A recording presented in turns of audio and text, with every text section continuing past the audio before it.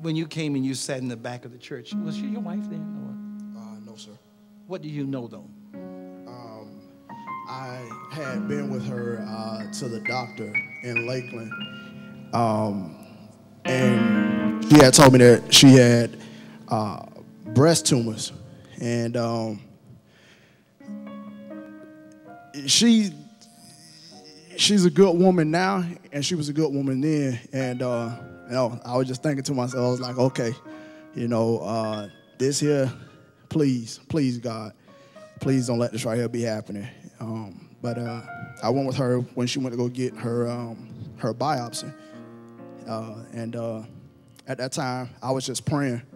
I was just praying in the lobby, and that's what I remember. And she came, and that night the Holy Spirit said, and I said, morning or night, one of those days. I don't remember like that. But when the Holy Spirit moved, he said, there's a woman who is suffering, and described it. She said, what did he say? It was her first time in the service. He said, is he talking to me? Is that what you're saying? Right here. Yes, because I had never experienced anything like that before. Mm-hmm.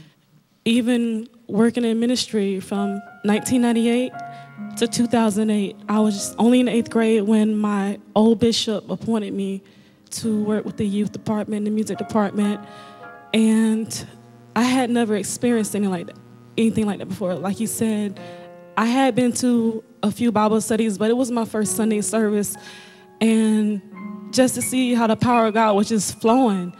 And he preached a message, and he went right into it, describing what I was feeling, describing what I was going through. And God healed me, and I was just thinking in the parking lot, walking in, that I'm not crying because I'm sad, I'm crying because I'm thankful.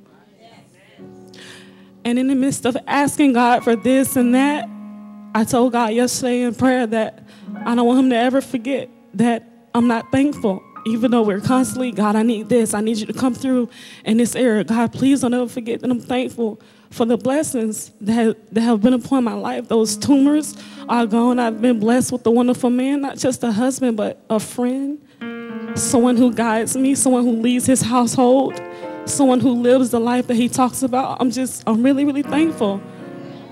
I'm glad to be here. Those tumors were in her breast. She said it looked like a third breast. Oh, yeah. Oh, yeah. Oh, yeah. They were on her back. Yeah. How many of you know that Jesus?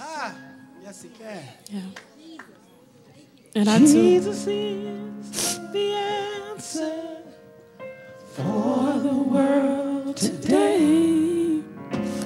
Above him there's no other. Jesus is the way. Jesus is the answer for the world today.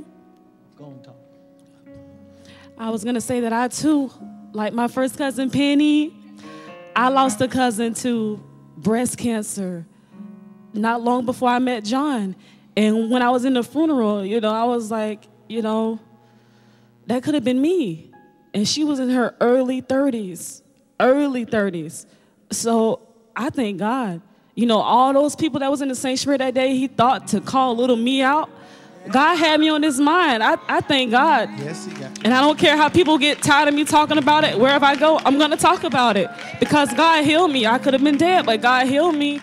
And he's still doing things for me. He's still working for me. And I'm just thankful to this whole weekend. I'm just looking back, and I thank God. And I just want to tell everybody that in the midst of asking God for things, don't forget to thank him for what he did yesterday.